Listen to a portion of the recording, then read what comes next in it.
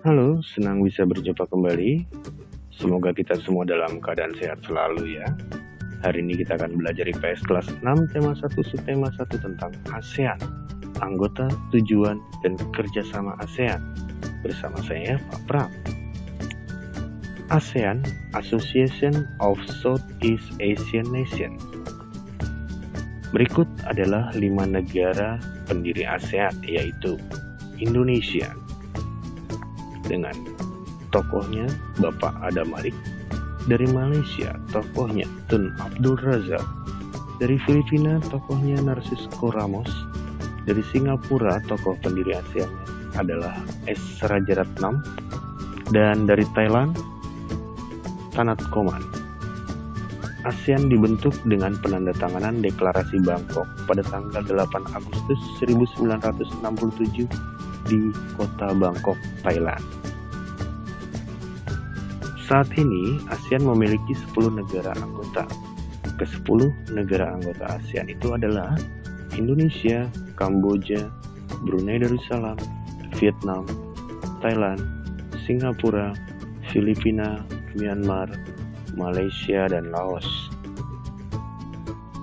Ini adalah gambar kawasan ASEAN. Secara geografis, negara-negara anggota ASEAN terletak di benua Asia, yaitu di Asia Tenggara. Yang pertama adalah negara Indonesia. Semua yang berwarna merah ini adalah wilayah negara Indonesia. Kemudian adalah negara Malaysia. Malaysia terletak di Kalimantan sebelah utara dan di Semenanjung Malaka. Di ujung Semenanjung Malaya, sebelah utaranya Pulau Sumatera ini, ada negara Singapura. Lalu di sini adalah negara Filipina, kemudian di sini Thailand, dan di pantai utara Kalimantan ini adalah negara Brunei Darussalam. Di sini negara Kamboja, negara Vietnam terletak di sebelah sini. Yang berwarna hijau ini adalah wilayah Laos, wilayah negara Asia Tenggara yang tidak memiliki pantai. Kemudian Myanmar. Jadi ini adalah letak geografis negara-negara anggota ASEAN.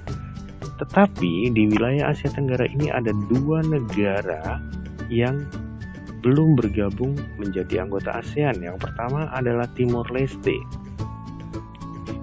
Kemudian di sini negara Papua Nugini. Ini adalah 2 negara yang belum bergabung menjadi anggota ASEAN. Sekarang kita akan melihat makna logo lambang ASEAN. Kalau diperhatikan, di sini adalah gambar logo ASEAN. Ada gambar ikatan rumpun padi, ada lingkaran, ada warna merah, ada warna biru. Kita lihat artinya satu-satu ya. Ikatan rumpun padi pada logo ASEAN melambangkan harapan para tokoh pendiri ASEAN agar organisasi ini, asosiasi ini secara bersama-sama terikat dalam persahabatan dan kesetiakawanan sosial. Lalu lingkaran melambangkan kesatuan anggota ASEAN. Kemudian warna biru ini melambangkan perdamaian dan stabilitas wilayah ASEAN, sedangkan warna merah melambangkan semangat dan dinamisme kawasan Asia Tenggara. Lalu warna putih melambangkan kesucian dan warna kuning melambangkan kemakmuran anggota-anggota ASEAN. Sekretariat ASEAN. Sekretariat ASEAN adalah organ ASEAN yang berfungsi meningkatkan koordinasi antar badan ASEAN dan implementasi berbagai kegiatan serta proyek dalam kerangka kerjasama ASEAN. Ini adalah gambar kantor Sekretariat ASEAN. Kantor Sekretariat ASEAN terdapat di Jakarta, Indonesia. Alamatnya di Jalan Trunojoyo nomor 1, Kebayoran Baru, Jakarta Selatan, di DKI Jakarta, Indonesia. Sekretariat ASEAN dipimpin oleh seorang sekretaris jenderal atau sekjen yang dipilih dari negara-negara anggota. Siapa saja tokoh yang pernah menjabat dan sedang menjabat sebagai sekjen ASEAN? Tokoh pertama yang menjabat menjadi sekjen ASEAN adalah Bapak H.R. Darsono, tokoh sekjen ASEAN yang pertama. menjabat 7 Juni 1976 sampai 18 Februari 1978. Yang kedua juga masih tokoh dari Indonesia menjadi Sekjen ASEAN, yaitu Bapak Umar Yadi Notowono pada periode 19 Februari 1978 sampai 30 Juni 1978. Ini yang selanjutnya, Dato bin Abdullah dari Malaysia menjabat sejak 10 Juli 1978 sampai 30 Juni 1980. Lalu ada Narcisco G. Reyes dari Filipina yang menjabat sebagai Sekjen ASEAN sejak tanggal 1 Juli 1980 sampai 1 Juli 1982. Lalu ada lagi tokoh yang bernama Chan Kai-yew dari Singapura yang menjabat sejak 18 Juli 1982 sampai 15 Juli 1984. Kemudian ada Pan Panamete dari Thailand yang menjabat sebagai Sekjen ASEAN sejak 16 Juli 1984 sampai 15 Juli 1986.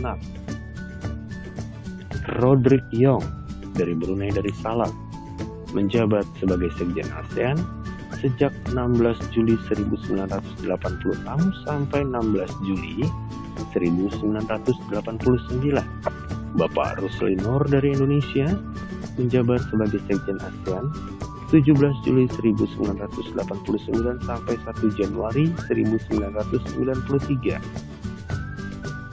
Dato Ajit Singh dari Malaysia menjabat sebagai Sekjen ASEAN sejak 1 Januari 1993 sampai 31 Desember 1997. Rudolfo C. Severino Jr. dari Filipina menjabat sebagai Sekjen ASEAN sejak 1 Januari 1998 sampai 31 Desember 2002. Kemudian ada Ong Keng Yong dari Singapura yang menjabat sebagai Sekjen ASEAN sejak 1 Januari 2003 sampai 31 Desember 2007. Dr. Surin Pitsuwan dari Thailand menjabat sebagai Sekjen ASEAN sejak 1 Januari 2008 sampai 31 Desember 2012. Lalu ada tokoh yang bernama Le Long Min dari Vietnam yang menjabat sebagai Sekjen ASEAN periode 1 Januari 2013 sampai 31 Desember 2017. Dan yang menjabat sampai saat ini adalah Dato Lim Jok Hoi dari Brunei Darussalam sejak 1 Januari 2018 sampai saat ini masih menjabat sebagai Sekjen ASEAN. Kerjasama negara-negara ASEAN. Mengapa harus kerjasama? Negara-negara ASEAN harus bekerja sama karena tujuan pembentukan ASEAN. Yang pertama, pada hakikatnya tujuan ASEAN adalah untuk menciptakan kawasan Asia Tenggara yang aman, damai, stabil, dan sejahtera. Tujuan yang kedua, mempercepat pertumbuhan ekonomi, kemajuan sosial, serta pengembangan kebudayaan di wilayah Asia Tenggara. Hal tersebut dilakukan melalui usaha bersama dengan semangat kesamaan dan semangat persahabatan. Yang ketiga, meningkatkan perdamaian dan stabilitas regional yang dilakukan dengan jalan saling menghormati keadilan serta tertib hukum di dalam hubungan di antara negara-negara kawasan Asia Tenggara. Tujuan ASEAN yang keempat adalah peningkatan kerjasama aktif serta saling bantu-membantu di antara negara-negara anggota dalam memecahkan masalah-masalah yang berkaitan dengan kepentingan bersama yang mencakup bidang ekonomi, sosial, budaya, ilmu pengetahuan, administrasi, serta teknik. Tujuan yang kelima, saling bantu-membantu, baik itu dalam bidang sarana-sarana latihan dan dalam penelitian, dalam bidang pendidikan, profesional, administrasi, dan teknik. Yang keenam, membina dan menjalin kerjasama yang lebih efektif dalam rangka meningkatkan hasil pertanian, industri, perluasan perdagangan komoditas internasional, perbaikan sarana dan prasarana pengangkutan dan komunikasi, serta peningkatan taraf hidup rakyat dari negara-negara anggota. Tujuan yang ketujuh, meningkatkan kualitas ilmu pengetahuan di antara negara-negara anggota. Dan tujuan yang kedelapan adalah memelihara kerjasama yang erat dengan organisasi-organisasi internasional maupun regional lainnya dengan tujuan yang sama, serta untuk lebih menjajaki kemungkinan-kemungkinan diadakannya kerjasama yang lebih erat lagi satu sama lainnya.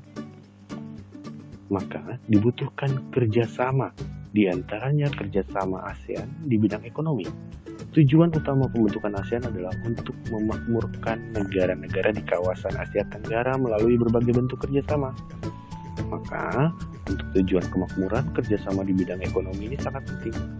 Contoh bentuk kerjasama ASEAN di bidang ekonomi, pembukaan pusat promosi ASEAN.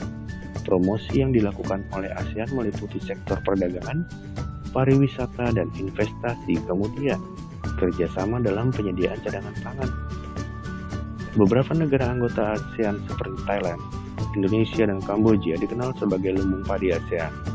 Sampai sekarang ini negara-negara itu tetap konsisten dalam menyediakan cadangan pangan bagi negara-negara anggota ASEAN. Kerjasama yang ketiga contohnya adalah penyelenggaraan proyek industri bersama. Beberapa proyek industri yang dilakukan oleh ASEAN meliputi industri pupuk, tembaga, vaksin, dan abu soda.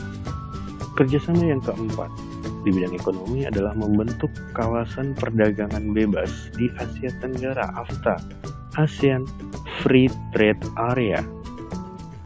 Keberadaan AFTA berguna untuk meningkatkan daya saing negara-negara ASEAN dalam melakukan produksi untuk pasar dunia dengan adanya penghapusan bea dalam ASEAN itu sendiri. Selain itu, dengan adanya AFTA dapat meningkatkan investasi oleh pihak asing secara langsung untuk negara-negara ASEAN. Dan yang kelima, kerjasamanya adalah membentuk kooperasi ASEAN, Asian Cooperative Organization.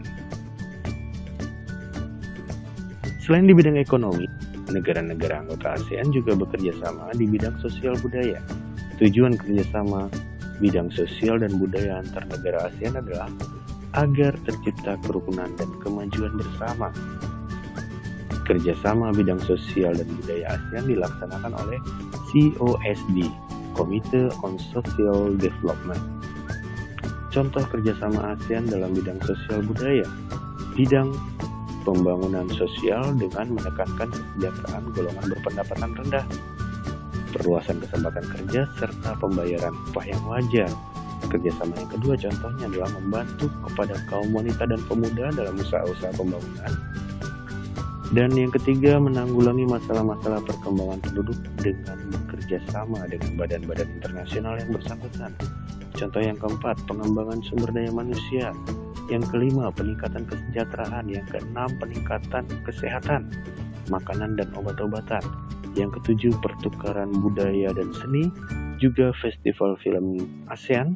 Yang kedelapan, penandatanganan kesepakatan bersama di bidang pariwisata ASEAN, ASEAN Tourism Agreement, ATA. Kerjasama di bidang sosial budaya yang kesembilan adalah penyelenggaraan pesta olahraga 2 tahun sekali melalui SEA Games. Kerjasama ASEAN di bidang politik dan keamanan. Yang pertama, Traktat Bantuan Hukum, timbal balik di bidang pidana. Kemudian ada Konvensi ASEAN tentang Pemberantasan Terorisme. Yang ketiga, pertemuan para menteri pertahanan yang bertujuan untuk mempromosikan perdamaian dan stabilitas kawasan melalui dialog serta kerjasama di bidang pertahanan dan keamanan. Yang keempat, menyelesaikan sengketa laut Cina Selatan. Yang kelima, kerjasama pemberantasan kejahatan lintas negara yang mencakup pemberantasan terorisme, perdagangan obat terlarang, pencucian uang, penyelundupan, dan perdagangan senjata ringan, serta perdagangan manusia, bajak laut, kejahatan internet, dan kejahatan ekonomi internasional. Yang keenam, kerjasama di bidang hukum, bidang migrasi dan kekonsuleran, serta kelembagaan antar parlemen. Yang ketujuh, kerjasama ASEAN di bidang politik dan keamanan adalah perjanjian kawasan damai, bebas, dan netral di Asia Tenggara. Di samping kerjasama ekonomi, sosial budaya, keamanan, dan pertahanan, juga ada kerjasama di bidang pendidikan. Tujuannya adalah meningkatkan kualitas pendidikan di ASEAN dan meningkatnya daya saing internasional. Contoh kerjasama negara-negara ASEAN di bidang pendidikan. Dilaksanakannya ASEAN Council of Teachers Convention di Sanur, Denpasar pada tahun 2012 yang dihadiri oleh tenaga-tenaga pendidik dari Asia Tenggara. Kemudian, kerjasama yang lainnya adalah penawaran beasiswa pendidikan dan program pertukaran pelajar.